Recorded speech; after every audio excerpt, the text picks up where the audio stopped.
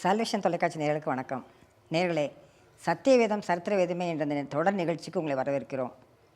இந்த நிகழ்ச்சியை நாங்கள் திரும்ப திரும்ப வலியுறுத்துவது என்னவென்றால், எப்படியாக நம்ம வேதத்தில் கூறப்பட்டுள்ள இஸ்ரேல் நாட்டின் சரித்திரம் உலக சரித்திரத்தோடு இணைக்கப்பட்டது. அதுக்கப்புறம் வேதத்தில் கூறப்பட்டுள்ள இஸ்ரேல் மக்களினுடைய சரித்திரமானது உலக மக்களோடு பின்னி பிணைந்துள்ளதுன்னு நாங்கள் அடிக்கடி வலியுறுத்தி சொல்கிறோம். ஒரு விஷயம் நீங்கள் ஞாபகம் வச்சுக்கிற வேண்டியது என்ன அப்படின்னா, எப்படியாக ஒரு சில இனங்கள் கிறிஸ்தவத்திற்கோ யூத மதத்திற்கோ சம்பந்தமில்லாதவர்கள் ஆபிரகாமை சொந்தம் கொண்டாடுறாங்க, கிறிஸ்தவ மதத்தில் உள்ள சில விஷயங்கள் எல்லாம் சம்பந்தம் கொண்டாடுறாங்க இல்லையா. ஆனால் அப்படிப்பட்ட குழுக்கள் அவங்க ஒரு சிறு குழுக்களாக அல்லது நாடோடிகளாக இப்படி இயங்கிக் கொண்டிருந்த ஒரு 300 வருஷம் தான் அவங்க இருந்த காலகட்டத்தில் யூத ஜனங்கள் இஸ்ரேல் அவங்க ஏறக்குறைய 3000 ஆண்டு சரித்திரத்தை கடந்து வந்துட்டாங்க. அப்போ எவ்வளோ அவங்களுடைய சரித்திர பாரம்பரியம் யூத மக்களுக்கு இஸ்ரேல் நாட்டிற்கு இருக்குது என்பதை நீங்கள் ஞாபகம் வைத்துக்கொள்ள வேண்டும். எனவே அப்படிப்பட்ட சரித்திரத்தை தான் நம்ம பார்த்து கொண்டிருக்கிறோம். எப்படியாக வேதத்திலே உள்ள இது எல்லாமே நம்ம ஒவ்வொரு வேதத்தின் அடிப்படையில் சொல்லப்பட்டதை வைத்து அதுக்கு எப்படியாக வேறு எவிடன்சஸ்லாம் இருக்குது, தரவுகள் இருக்கின்றன என்று நம்ம ஒவ்வொரு நிகழ்ச்சியையும் பார்த்துட்ருக்கோம். இன்றைக்கி அது மாதிரி நம்ம பார்க்க போகிறோம். வாங்க நிகழ்ச்சிக்கு போகலாம். நம்மோடு பேசுவதற்காக திரு வெங்கடேசன் வந்திருக்கிறார். வணக்கம். வணக்கம். ரொம்ப மழை பெஞ்ச இந்த மழை காலத்தில் பொதுவாக சென்னையை பொறுத்த வரைக்கும் நிறையா 2-3 சுரங்கப்பாதையெல்லாம் அடைச்சிருக்கு, போக்குவரத்து கிடையாது, ஏன்னா தண்ணி தேங்கியிருக்கு அப்படின்னு சொல்லிட்டு படித்தப்ப நான் நம்ம எசேக்கியாவோட சுரங்கப்பாதையை பற்றி நினச்சேன். நான் நிச்சயமாக ரொம்ப அற்புதமான ஒரு விஷயம் என்னென்னா, நான் ஏற்கனவே நீங்கள் சொன்னது போல் 3000 ஆண்டுகளுக்கு முன்பாக, கிறிஸ்துவுக்கு முன் 3000 ஆண்டுகளுக்கு முன்பாக அந்த ஜனங்களை பற்றி ஆபிரகாம் என்கிற அவருடைய காலத்துக்கு முன்னாடியே வேதாகமத்தினுடைய பதிவுகள் பார்த்திங்கன்னா தீர்க்க தரிசனமாக சொல்லப்பட்டிருக்கிறது. அதாவது முந்தி நடந்த விஷயங்கள் வேதாகமத்தில் பதிவு செய்யப்படுகிறது. அது பார்த்திங்கன்னா கிறிஸ்துவுக்கு முன்பாக 1450 1500, அதாவது மோசேயினுடைய காலத்தில் அது எழுத்துப்பூர்வமாக பதிவு செய்யப்படுகிறது. அதற்கு பிறகு எல்லாமே பார்த்திங்கன்னா ரொம்ப ஆத்தென்டிசிட்டியானது, அதாவது அதிகாரப்பூர்வமாக நிரூபிக்கப்பட்டு கொண்டு வருகிற உண்மையாக இருக்குது. பொதுவாகவே மோசேன்னு ஒருத்தர் இருக்கல, அதுக்கப்புறம் யோசுவான்னு ஒருத்தர் இருக்கல, அதுக்கு பிறகு ராஜாக்கள் தாவீதுன்னு இல்லை, அப்புறம் சாலமோன் கிடையாது, இப்படி ஒவ்வொன்றும் சொல்லிக்கிட்டே வந்தவங்க இன்றைக்கி உலகம் என்ன ஆக ஆரம்பிச்சிருச்சுன்னா அது எல்லாமே ஒத்துக்கொள்ள ஆரம்பிச்சிருச்சு. ஏன்னா அதுக்கான ஆதாரங்கள் தான் நீங்கள் சொன்னது போல் எசேக்கியா ராஜாவுடைய காலத்தில் வேதாகமம் சொல்லுகிறது எசேக்கியா எப்படி நகரை வளப்படுத்தினான், எப்படி திட்டமிட்டு நகரை கட்டுமானப்படுத்துக்குள்ளே கொண்டு வந்தான், கால்வாய்களை வெட்டினான் அப்படிங்கிறதெல்லாம் பார்க்குறோம். ஆக்சுவலாக கிஹோன் ஊற்றுகள்லேருந்து தான் பொதுவாக எருசலேமுக்கு தண்ணீர்கள் வரக்கூடிய ஒரு சூழல் இருந்த காலகட்டங்களில் போர்க்காலமெல்லாம் வந்துருச்சு அப்படின்னா அது வெளியே இருக்குது. கிஹோன் இது எருசலேம் அந்த கோட்டைக்கு வெளியே அந்த ஊற்று இருக்கிறது, நீர் ஊற்று இருக்கிறது. அப்படியானால் உள்ளுக்குள்ளே நீர் ஆதாரம் இல்லாமல் போயிடும். அப்போ அதனால் எசேக்கியா ராஜாவுடைய காலத்தில் என்ன செய்கிறாங்க அப்படின்னு பார்த்தீங்கன்னா, இந்த நீர் ஆதாரத்துக்கான ஒரு குளத்தை அவன் வெட்டுகிறான். அப்படிங்கிற சிலோவாம் அப்படிங்கிற அந்த குளம் அந்த காலத்திலே எசேக்கியாவுடைய காலத்திலே பணி செய்யப்படுகிறது அப்படிங்கிறது வேதாகம குறிப்பு இருக்கிறது. ஏசாயா கால்வாய் வெட்டினான், உள்ளே நீரை இது பண்ண, இதெல்லாம் வேதாகமத்தில் தானே இருக்குது. அப்போனா இந்த நபர் உண்மையாக இருந்திருந்தாருன்னா அதெல்லாம் இருக்கணுமே அப்படிங்கிறது தான் இதை 1867 பார்த்தீங்கன்னா ஆய்வாளர் சார்லஸ் வாரன் அப்படிங்கிறவர் என்ன செய்கிறார் அப்படின்னா, எருசலேமுடைய அந்த சுவர்களை ஆராய்ச்சி செய்கிறார். அந்த சுவர்களை ஆராய்ச்சி செய்யும்போது அவர் பின்னாடி ஒரு சுரங்கப்பாதை இருக்கிறதை கண்டுபிடிக்கிறார். அந்த சுரங்கப்பாதை கண்டுபிடித்த பிறகு அதனுடைய கல்வெட்டுகளை ஆராய்ச்சி செய்யும்போது அந்த சுரங்கப்பாதை எப்படி வெட்டப்பட்டிருக்கிறது அப்படின்னு பார்த்தீங்கன்னா, அந்த நீரூற்றுகிட்டிருந்து ஆரம்பிக்குது அந்த சுரங்கப்பாதை. அந்த நீரூற்றிலிருந்து வரக்கூடிய தண்ணீரை கொண்டு வருகிறதுக்கு அங்கிருந்து ஒரு குழு வெட்டி கொண்டு வருகிறார்கள். அதே போல் எருசலேம் நகரத்துக்குள்ளாக இருந்து சுரங்கப்பாதையை வெட்டுகிறார்கள். இந்த 2 சுரங்கப்பாதையும் பார்த்திங்கன்னா ஒரு இடத்துல இணையுது. அங்கே ஒரு கல்வெட்டு வைத்திருக்கிறார்கள். 2 பாகத்திலிருந்தும் இணைத்து கொண்டு சுரங்கப்பாதை வைத்திருக்கிறார்கள். இன்றைக்கி நமக்கு இந்த சுரங்கப்பாதைங்கிறது இந்த இஸ்ரேல் ஹமாஸ் யுத்தத்தில் நம்ம நிறைய பார்த்துருப்போம். ஏன்னா இந்த ஹமாஸினுடைய காசாவினுடைய அண்டர் கிரவுண்டில் முழுமையாக பார்த்திங்கன்னா டெரர், அதாவது தீவிரவாத பணிகளுக்காக நிறைய டனல்ஸ் இருக்கிறது. எருசலேமுக்குள்ளேயும் இஸ்ரேல் தேசத்துக்குள்ளேயும் இன்றைக்கி நிறைய டனல்ஸ் இருக்குது. எதுக்கு அப்படின்னு பார்த்தீங்கன்னா, ஏதாவது ஒரு எதிரி நாடுகள்லேருந்து ஒரு மிசைலோ அல்லது ஏதாவது ட்ரோன்ஸ் மூலமாகவோ தாக்குதல் ஏற்படுமானால் எருசலேமில் ஏதாவது இஸ்ரேல் தேசத்திலே ஒரு அலாரம் அவங்களுடைய மொபைலுக்கு வரும். திடீரென்று அலாரம் சவுண்டு கேட்கும் வெளியே, மொபைல்லையும் ஒரு இது வரும், இந்த இடத்துல வந்து சில தாக்குதல் நடக்கிறதுக்கு வாய்ப்பு இருக்குது, நீங்கள் உடனே டனல்ஸ்குள்ளே போயிருங்க அப்படின்னு. பஸ் ஸ்டாண்டில் ஒவ்வொரு சிக்னல்ஸில் பார்த்தீங்கன்னா டனல்ஸ் வச்சுருப்பாங்க. வண்டிகளை அப்படியே ரோட்டோரத்தில் நிறுத்திட்டு உடனே போய் டனலில் இறங்கி தங்களை பாதுகாத்துக் கொள்வார்கள். இன்றைக்கு வரைக்கும் பார்த்தீங்கன்னா இஸ்ரேல் தேசத்தில் இருக்கக்கூடிய மக்கள் பாதுகாப்பாக இருக்கிறார்கள் அப்படின்னு சொன்னால் அதற்கு ஒரு மிக முக்கியமான காரணம் என்ன அப்படின்னா, அவங்களுக்கு நிலத்திற்கு அடியே கட்டப்பட்டிருக்கிற அந்த அறைகள் தான், சுரங்கப்பாதைகள் தான். அதிலும் மிக முக்கியமாக சுரங்க அறைகள். அதிலும் குறிப்பாக இன்றைக்கு எந்த ஒரு கட்டிடம் இஸ்ரேல் தேசத்தில் கட்டப்பட வேண்டுமானாலும் அதற்கு மேல் மட்டத்திலே அவர்கள் கட்டக்கூடிய அந்த கொள்ளளவுக்கு இணையான மக்களை கொல்லக்கூடிய உள்ள இது பண்ணக்கூடிய அளவுக்கு கீழே அவர்கள் அவங்களுடைய ஸ்ட்ரக்சர்ஸ் வச்சிருக்கணும். அவங்களுடைய சுரங்க அமைப்பை வைத்திருந்தால்தான் அதற்கான அனுமதியே கிடைக்கும். அவ்வளவு நேர்த்தியாக தங்களுடைய நாட்டை அவர்கள் வடிவமைத்து வைத்திருக்கிறார்கள். ஆனால் காசா அப்படின்னு நீங்கள் போயிட்டீங்கன்னா காசாவில் அதே மாதிரி சுரங்கப்பாதை இருக்கிறது. ஆனால் அது மக்கள் ஒளிந்து கொள்வதற்காகவோ மக்கள் தங்களை பாதுகாத்துக் கொள்வதற்காகவோ அல்ல. அங்கே தீவிரவாத செயல்களில் ஈடுபடக்கூடியவர்கள் தங்களை புரட்சியாளர்கள் என்று அறிவித்து கொண்டு அவங்க என்ன செய்கிறாங்க அப்படின்னா உள்ளுக்குள்ளே போய் ஒளிஞ்சு எதிரிகளை தாக்குவதற்கு தங்களுடைய ஆயுதங்களை பதுக்குவதற்கும் காசாவிலும் சரி லெபனானிலும் சரி இப்படிப்பட்ட டனல்ஸ் நிறைய இருக்கு. ஆமாம், மக்கள் வந்து காசா மக்கள் வந்து வறுமையால் வாடுறப்ப இவங்க அந்த டனலுக்குள்ள லக்ஸுரியஸ் எல்லா ஆடம்பர வாழ்க்கையும் அங்கே இருக்கு. அந்த டனல்ஸ் கட்டுறதுக்கு எவ்வளோ கோடிகள் செலவாயிருக்கு பாருங்க. இந்த மக்களுடைய அந்த வந்த உதவிகளை எங்கே பயன்படுத்தினார்கள்? இந்த ஆயுதங்களை உள்ளே பதுக்குவதற்கும் எதிரிகளை, அதாவது குறிப்பாக இஸ்ரேல் தேசத்தை அழிப்பதற்கும் மட்டுமே அவர்கள் திட்டமிட்டிருக்கிறார்கள் அப்படிங்கிறத இன்றைக்கு அந்த ஸ்ட்ரக்சர்ஸ் எல்லாம் நம்ம பார்க்கும்போது பிரம்மாண்டமாக இருக்குது. இவ்வளோ டனல்ஸ் எங்கேருந்து இவ்வளோ காசு இவங்களுக்கு வந்துச்சு, எப்படி இவ்வளோ செலவு பண்ணி அண்டர் கிரவுண்டுக்குள்ளே இவ்வளோ நவீன வசதிகளோட அவ்வளோ எலக்ட்ரிசிட்டி இருக்குது, ஏசி இருக்குது, அனைத்து விதமான வசதிகள் இருக்குது, அவ்வளவு செலவு பண்ணி அவங்க வந்து ஒவ்வொரு டனல்ஸும் உருவாக்கியிருக்காங்க அப்படின்னும் போது இங்கே நாம் ஒரு விஷயத்தை புரிஞ்சுக்க முடியுது. இதுக்கெல்லாம் முன்னோடியாக என்ன நடந்திருக்கு அப்படின்னு பார்த்தீங்கன்னா, எசேக்கியா காலத்தில் அதற்கு முன்பாகவே எபூசியர்களும் அந்த வேலையை செஞ்சுருக்கிறாங்க. அவங்க வந்து அதை முழுமைப்படுத்தலை. ஆனால் தாவீது எபூசியர்கள்ட்டிருந்து எருசலேம் பிடிச்சதுக்கு பிறகு இது எசேக்கியா காலத்துல தான் அதை முழுமைப்படுத்துகிறார். அழகா எசேக்கியா காலத்துல எவ்வளவு என்ஜினியர்ஸ் எவ்வளவு ஒரு அருமையான விஷயம் பாருங்க. அது என்ன அப்படின்னா, அந்த டனல் அவர் எதுக்காக வெட்டியிருக்காருன்னா தண்ணீர் வர்றதுக்காக அந்த துறவை வெட்டி இருக்கிறார். அந்த துறவுல இருந்து அந்த ஊற்றில இருந்து கீகோன் ஊற்றில இருந்து அந்த தண்ணீரை கொண்டு வருவதற்காக மேலிருந்து கீழே வந்து பாத்தீங்கன்னா அந்த டனல் மூலமாக அது ஒரு கால்வாய் போல உள்ளே தண்ணீர் வரக்கூடிய கால்வாயை வெட்டி கரெக்டா அது வந்து எருசலேம் நகரத்துக்குள்ள வந்து அந்த தண்ணீர் சேருகிறது. ஆமா, சீலவம்ல வந்து சேருது. அப்ப என்னன்னா உங்களுக்கு என்ன ஒரு அட்வான்டேஜ்னா, இந்த சுரங்கமா இருக்கிறதுனால வெளியே தெரியாது. இப்போ நகரத்துக்கு எப்படி தண்ணி போகுது அப்படிங்கறத கண்டுபிடிக்க முடியாத அளவுக்கு ஊற்றினுடைய அடிபாகத்திலிருந்து அதை வந்து தோண்டி எடுத்து கொண்டு வந்து உள்ள கொண்டு வந்து சேர்த்திருக்காங்க. அவ்வளவு நேர்த்தியாக சுரங்கம் வெட்டப்பட்டிருக்கிறது. ஏன்னா அவங்க என்ன பண்ணிட்டாங்க, சனகரிப்பு வந்து எருசலேமை உத்தம் பண்ண வந்திருக்கான்ற எசேக்கியா ராஜா கண்ட போது நகரத்திற்கு புறம்பே இருக்கிற ஊற்றுகளை தூர்த்து போட அந்த எல்லாத்தையும் தூத்து போட்டாங்க. அப்ப இவங்களுக்கு தண்ணி வேணும்ல, தண்ணி வேணுன்றக்காண்டி அந்த மாதிரி செஞ்சுருக்காங்க போல. இப்போ வந்து அந்த சிலோவாம் குளத்தில் வந்து பார்த்தீங்கன்னா, சிலோவாமில் அந்த குளத்தருகில் ஒரு கிட்டத்தட்ட 6 மீட்டர் நீளம் இருக்கக்கூடிய ஒரு கல்வெட்டு கண்டுபிடிச்சிருக்காங்க. அதில் தான் இந்த சுரங்கம் வெட்டப்பட்ட முறைகளை பற்றி அதில் குறிப்பிடப்பட்டிருக்கு. ரெண்டும் எதிரெதிராக இருந்து வெட்டி கொண்டு வந்து ஒரு இடத்துல நாங்கள் இணைத்தோம் அப்படிங்கிறத அதில் குறிப்பிட்டிருக்கிறாங்க. அந்த கல்வெட்டில் குறிப்பிட்டப்போ நீங்கள் சொன்ன மாதிரி ஆக்ஸ் அந்த அந்த இன்ஸ்ட்ருமெண்ட் பயன்படுத்த அங்கேருந்து ஒருத்தர் இங்கேருந்து ஒருத்தர் வந்து 2 பேர் பேசுறது கேட்டு அந்த நடுவில் நான் வந்துட்டோம் அப்படின்னு சொல்லிட்டு அதில் இப்போ நம்ம கை தட்டிக்கிறோம்ல அப்படி அந்த மாதிரி கூட வச்சு தட்டிட்டு அது மாதிரி ஒரு சம்பவம் அதில் இருக்கு, அதில் குறிப்பிடப்பட்டிருக்கு. அப்போ இங்க பாருங்க, கிட்டத்தட்ட கிறிஸ்துவுக்கு முன் 7-8ஆம் நூற்றாண்டில் நடைபெற்ற ஒரு வரலாற்று சம்பவம். அதாவது எசேக்கியா அப்படிங்கிற அரசன் வாழ்ந்தார் அப்படிங்கிறதும் அவருடைய காலத்தில் இது நடைபெற்றது என்பது வேதாகமும் குறிப்பிட்ட அதே விஷயம் இன்றைக்கு ஆதாரபூர்வமாக கண்டுபிடிக்கப்பட்டு அது அவங்க எப்படி கண்டுபிடிச்சாங்கன்னா, அந்த பசங்க குளிச்சுட்டு இருப்பாங்க அந்த வீட்டில். அப்போ வந்து அவன் திடீர்னு உள்ளே விழுந்துட்டான். அப்போ உள்ளே போனால் அவன் சுரங்கப்பா ஒரே திடீர்னு டார்க்காக இருக்கான். அவனுக்கு பார்த்த கடைசி வெளியில் இங்கிட்ட வந்திருக்கான். அப்போ தான் இவங்க போய் கண்டுபிடிக்க போகிறாங்க. அவங்க அது ஏறக்குறைய 1740 அடி, ஒரு 530 மீட்டர் நீளம் இருக்குது. ஒரு 2 அடி என்னமோ ஒரு அதுக்கு முன்னாடி அதை விட பெருசா கூட சொல்ல முடியாது, அகல இருந்திருக்கு. அப்படி கண்டுபிடிச்சிருக்காங்க அவங்க. அதுதான் அற்புதமான ஒரு கண்டுபிடிப்பு. அது வேதாகம வரலாற்று பூர்வமான வேதாகம பதிவு ஒரு வரலாற்று பூர்வமானது அப்படிங்கிறது நிரூபிக்கக்கூடியதா இருக்கு அப்படிங்கிறது ரொம்ப முக்கியமான செய்தி. அது மட்டும் இல்லாம இப்ப அந்த கல்வி அந்த இன்ஸ்கிரிப்ஷன் இன்னும் எங்க இருக்கு, இஸ்தான்புல்ல வச்சிருக்காங்க, துருக்கி மியூசியத்தில் வச்சிருக்காங்க.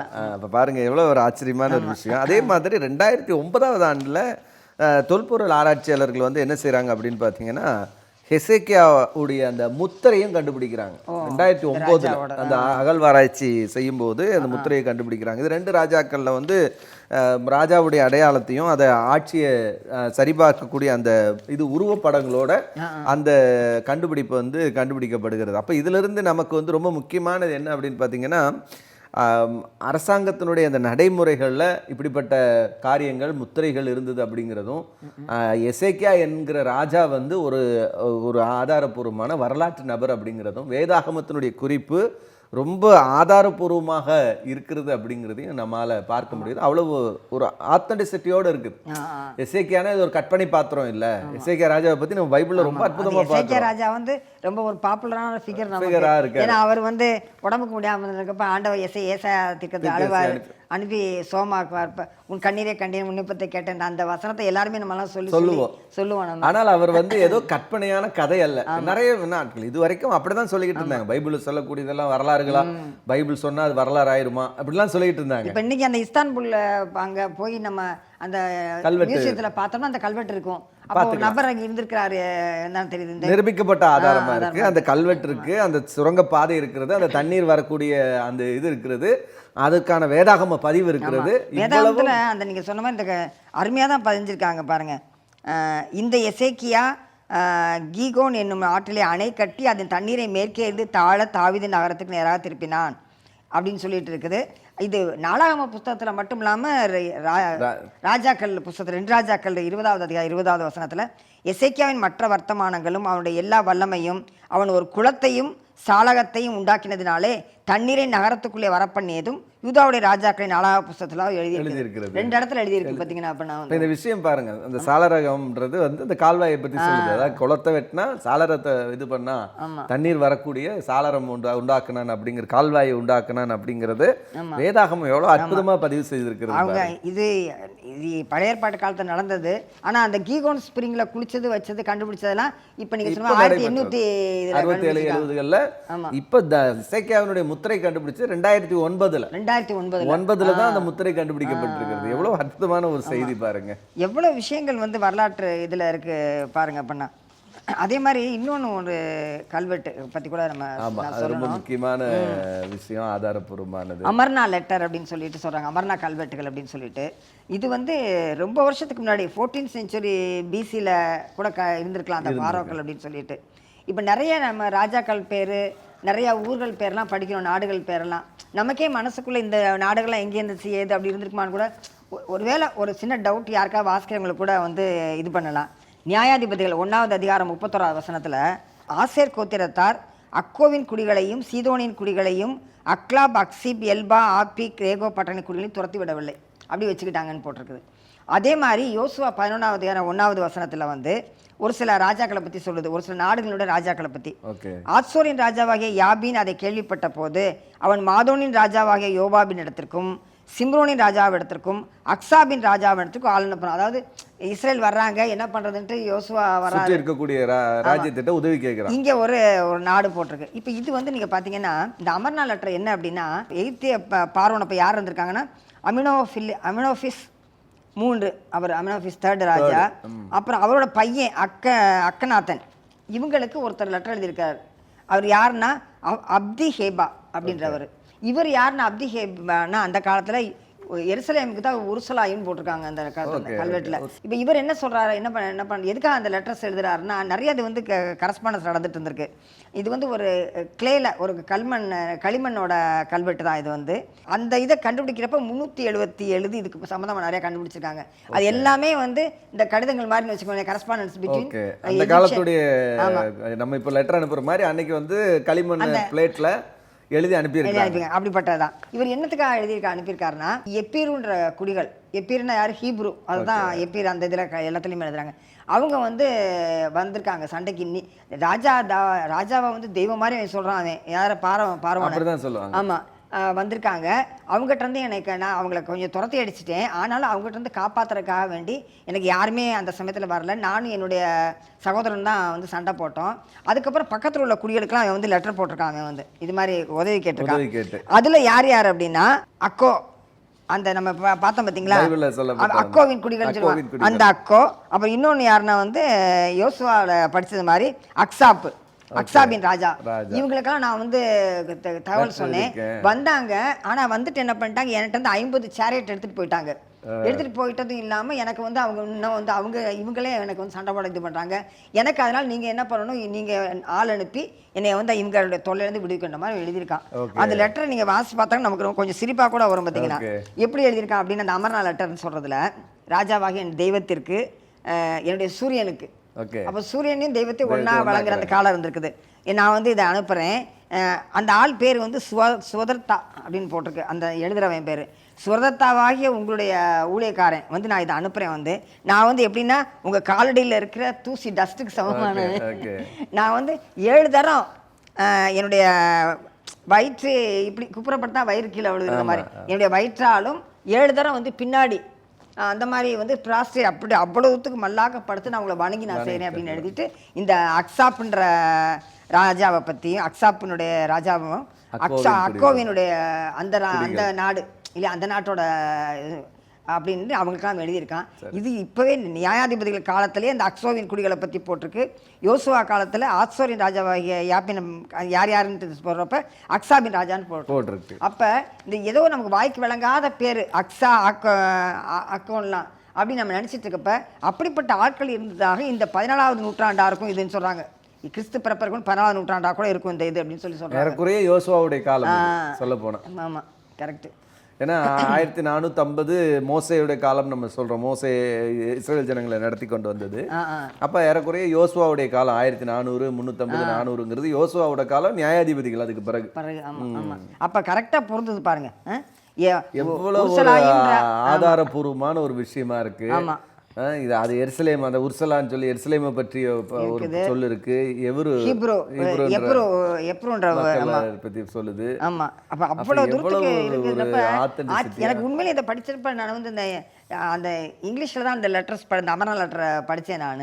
அப்போ என்னட்டு அந்த அக்செப்ட் பண்ணி பார்த்தா அந்த பைபிள் வசனம் போட்டிருக்குது.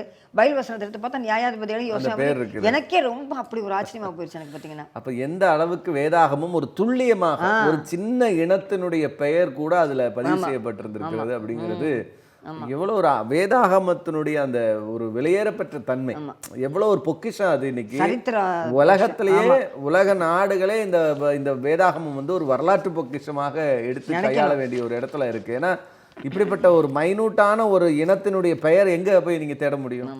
அந்த இனம் இப்படி இருந்திருக்குங்கிறது வேதாகம பதிவு இருந்ததுனால தான் அந்த லெட்டர் வந்த உடனே நம்மளால கண்டுபிடிக்க முடியுது. இப்போ நம்ம இப்போ சென்னைன்னு எடுத்துக்கிட்டா கூட எங்கேயோ இருளர்கள் இருக்காங்கன்னு சொல்கிறாங்க, நரிக்கிறவங்க அப்படிலாம் நிறைய பேர் இருக்காங்க, சில ட்ரைபல்ஸ் எல்லாம் இருக்காங்க, நமக்கு யாருன்னு தெரியாது அவங்கெல்லாம். அப்படிதான் இருக்கும். ஆனால் இது 14வது நூற்றாண்டு கிமு 16வது நூற்றாண்டில் இருந்த குடிகளுடைய பெயர் கூட வேதாகமம் கரெக்டா குறிப்பிட்டிருக்கு. அதை வந்து இன்னைக்கு வரலாற்று பூர்வமா நிரூபிக்கப்பட்டிருக்கு. ஒரு ராஜாக்களுடைய பேர் இருக்குன்னா அந்த ராஜா எந்த நாட்டில் இருந்தால் அந்த நாடு கூட போட்டிருக்காங்க. பார்த்தீங்கன்னா பாருங்க, இவ்வளவு ஒரு ஆச்சரியமான ஒரு விஷயம். அது இஸ்ரேல் ஜனங்கள் உள்ள வந்தாங்கிறது ஒரு அடையாளம். கானான் தேசத்துக்குள்ள வந்தாங்க அப்படிங்கிறதுக்கு ஒரு பெரிய ஆதாரமா இருக்கு பாருங்க. இல்லைன்னா இவங்க வந்து இல்லவே இல்லை, அப்படி ஒன்று நடக்கவே இல்லை, இஸ்ரேல் ஜனங்க வந்ததுக்கான ஆதாரம் இல்லை, என்ன வேணாலும் சொல்லுவாங்க. ஆனால் இஸ்ரேல் ஜனங்கள் இந்த தேசத்துக்குள்ள வந்தாங்கிறதுக்கு ஒரு அதிகாரப்பூர்வமான ஆதாரம். அவன் தான் அந்த கானான் இதில் தான் வந்து அவன் வந்து அந்த இருந்திருக்கான். இந்த சுதந்திரத்தாவை யாரோ சொல்கிறான்ல, அந்த ராஜாவாக இருந்தவன் அவன் வந்து இந்த கானான் இதில் தான் எழுதியிருக்கான். ஏன்னா இதில் இன்னொன்று முக்கியமான விஷயம் என்னன்னா, இந்த அமர்நாத் லெட்டரே வந்து அக்கடியன் லாங்குவேஜில் எழுதியிருக்காங்க. ஓகே, அதான் அந்த காலத்தில் வந்து ஒரு கவர்மெண்ட் மொழி மாதிரி இருக்கு. ஆனால் எழுத்துக்கள் எல்லாமே வந்து கானானிய எழுத்துக்களாக இருக்கு. நிறைய எழுத்துக்கள் வந்து நிறைய இது வந்து கானானிய எழுத்துக்களாக இருக்கு. வார்த்தைகள் கரெக்ட். ஆமா, அப்ப வந்து பாத்தீங்கன்னா அப்ப கானான்ல தானே இருக்காங்க. கானான் ராஜாவா தான் எழுத்து காடியன் எழுத்து. ஆனா மொழி வந்து கானானி மொழி. நம்ம பார்க்கணும்னா சில இப்போ படுகா அப்படின்னு ஒரு மொழி இருக்குது அப்படின்னா, படுகாவை எழுதணும்னா ஒன்று தமிழில் எழுதணும், இல்லைன்னா கன்னடத்தில் எழுதணும். இப்போ கன்னடமோ தமிழ் எழுதுனா தான் படுகா எழுத முடியும். ஆனால் எழுதக்கூடிய வார்த்தை வந்து படுகா. அந்த மாதிரி அது மாதிரி கானானுடைய மொழியாக இருந்தாலும் எழுத்துக்கள் வந்து அக்காடியனுடைய எழுத்துக்களா இருந்திருக்கு இப்ப நம்மளே தங்கிலீஷ்னு சொல்லிட்டு இங்கிலீஷ்ல தமிழ்ல தமிழ்ல எழுதுறோம் இல்லையா, அதே மாதிரி சேம் இருந்திருக்காங்க. காலம் அந்த காலகட்டங்கள்ல இருந்த ஃபெமிலியர் மொழி வந்து அக்காடியன் தான். அந்த அக்காடியன் மொழி வந்து பழமையான செமிட்டிக் மொழி அப்படின்ற மாதிரி இன்னைக்கு ஆராய்ச்சியாளர்கள் கண்டுபிடிக்கிறாங்க. ஆமா. அப்ப அந்த மொழியில எழுதப்பட்டிருக்கு. ஆனா எழுதின லாங்குவேஜ் வந்து கானானிய மொழி அப்படிங்கிறது நம்ம இப்ப புரிந்து இதுல வந்து கானான் தேசத்தை பத்தியும் தெரியுது நமக்கு. தெரிஞ்சிருது.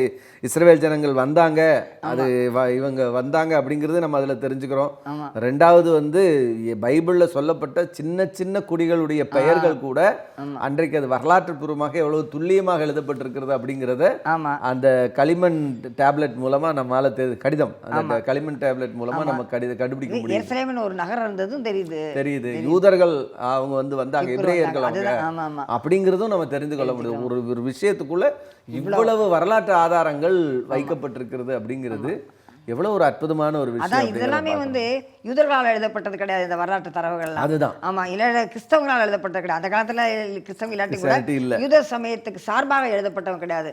யூதர்களுக்கு எதிரியாக இருக்கிற ஒரு ராஜா அவன் வந்து எழுதின லெட்டர், எகிப்து ராஜாவுக்கு எழுதின லெட்டர். அதுல வந்து இவ்வளவு விஷயங்கள் நமக்கு கிடைச்சிருக்கு. அப்போ வேதாகமத்தினுடைய அந்த துல்லிய தன்மை, அதுதான் இங்க நாம திரும்ப திரும்ப இந்த விஷயங்கள்ல இருந்து சொல்றோம். எசேக்கியா என்கிற ஒரு ராஜா இருந்தார் அப்படிங்கிறது பைபிள் சொல்லிருச்சு, நாங்க நம்புறோம், அது வேற.